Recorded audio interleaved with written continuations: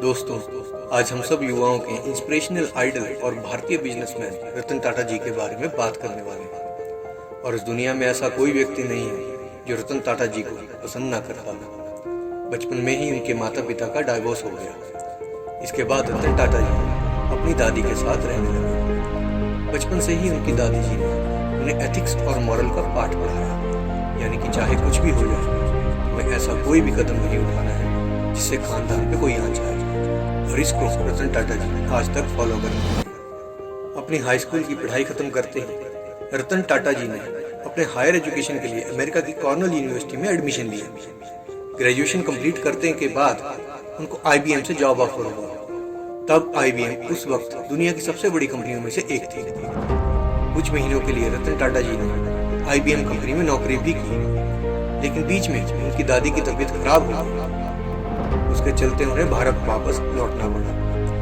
भारत वापस आते ही रतन टाटा जी ने टाटा स्टील में काम करने लगे, पर यहाँ काम करने में इनका दिल नहीं लगा। जब ये बात उन्होंने JRD टाटा जी से कही तो उन्होंने नेल्को कंपनी की कमान उन्हें संभालने के लिए दे दी। नेल्को कंपनी इलेक्ट्रॉनिक सेक्टर में काम करती थी और वो उस वक्त बहुत लॉस में चल रही थी। दोस्तों, अब यहाँ आता है ट्विस्ट। रतन टाटा जी ने नेल्को कंपनी को टेक ओवर करने के बाद कंपनी में हो रही गलती को ढूंढने के लिए रतन टाटा जी ने कंपनी को एनालाइज करना शुरू किया। एनालाइज करने के बाद ग्राउंड लेवल से लेकर टॉप लेवल तक उन्होंने बदलाव लाया।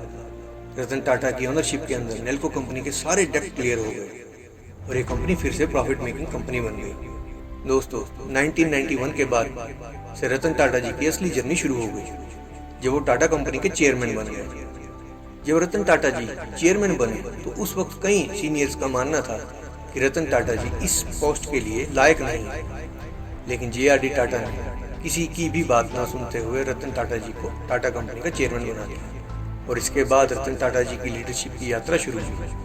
रतन टाटा जी पहले से ही विजनरी इंसान थे और अब तो उनको मौका मिल गया था अपने विजन को इम्प्लीमेंट करने का। अपने विजन और अपनी मेहनत के दम पर रतन टाटा जी ने टाटा की सारी कंपनी को प्रॉफिट मेकिंग कंपनी बना दिया। दोस्तों, रतन टाटा जी की विजनरी इंसान होने के साथ साथ एक मास्टर कम्युनिकेटर भी थे, जिससे वे अपने आइडियाज और विजन को सही तरीके से दूसरों के सामने रख पाते थे। रतन टाटा जी की सबसे बड़ी खूबियों में से एक खूबी ये थी कि उनके साथ जो भी काम कर रहा हो वो उनको देखकर इंस्पायर हो जाता है, जिससे दूसरों के अंदर सेंस ऑफ कैपेबिलिटी पैदा हो जाती है कि मैं ये काम आसानी से कर सकता हूँ। और ये एक ग्रेट लीडर की निशानी होती है। 1998 में रतन टाटा जी ने कोड ऑफ कंडक्ट को इंट्रोड्यूस किया, जिसके मुताबिक हर टाटा कामगार को सेम रिस्पेक्ट मिलेगी।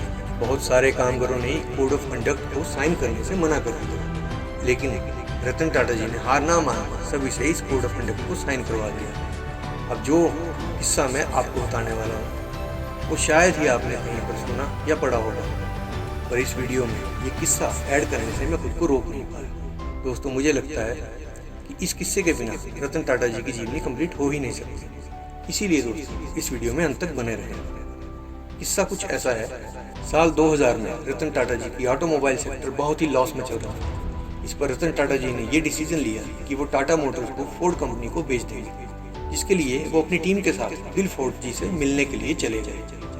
बिल फोर्ड से मिलने के बाद उनका बर्ताव रतन टाटा जी को पसंद नहीं आया, क्योंकि बिल फोर्ड जी ने रतन टाटा जी से ये कह दिया कि हम आपकी ये कंपनी खरीद कर आप पर एहसान करेंगे। रतन टाटा जी को ये बात बहुत चुभी। उसी रात रतन टाटा जी ने अपनी टीम के साथ भारत वापस लौट आए और ये डिसीजन लिया कि वो इस कंपनी को नहीं बेचेंगे, बल्कि इसे ग्रो करेंगे। और इसके बाद उन्होंने अपनी सारी ताकत टाटा मोटर्स कंपनी में लगाया और इसके चलते कुछ ही सालों में टाटा मोटर्स एक प्रॉफिटेबल कंपनी बन गई। उसके ठीक 8 साल बाद, यानी कि 2008 में फोर्ड कंपनी बहुत लॉस में चल रही थी, क्योंकि उनकी कार कंपनी जैगुआर और लैंड रोवर कंपनी लॉस में जा रही थी। उसी वक्त रतन टाटा जी ने उन दोनों कंपनीज को $2.3 बिलियन में खरीद लिया और इन लॉस में गई कंपनीज को फिर से प्रॉफिटेबल बनाया। उस वक्त बिल फोर्ड जी ने रतन टाटा जी से एक लाइन कही थी कि आप हमारी इन कंपनीज को खरीद कर हम पर बहुत बड़ा एहसान कर रहे हैं। दोस्तों, इससे एक बात साफ हो जाती है